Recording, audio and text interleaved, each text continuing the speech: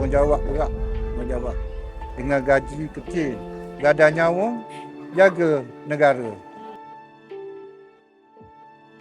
Kita kena fight dengan kekuatan tu. Masa training kita tak boleh fikir langsung tentang berat. Kalau kata 100, so lupakan yang 100 tu. You do your job is weightlifting. Keamanan tu mahal. Bagi kita ni, bila kita tengok keadaan suasana negara kita tu, kita bangga. Kata kita masuk polis nak jaga sematan negara kan. Bila owner tersebar saya, dia menangis, cik tolong, cik apa, cik.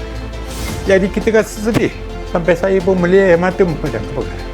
Sampai saya berdoa kepada dia, kalau salah, boleh tak kedai padam ni naik rumah balik.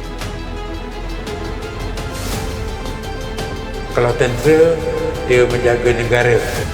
Kalau polis, dia menjaga kedamaian. Kalau bomba, dia menjaga harta negara.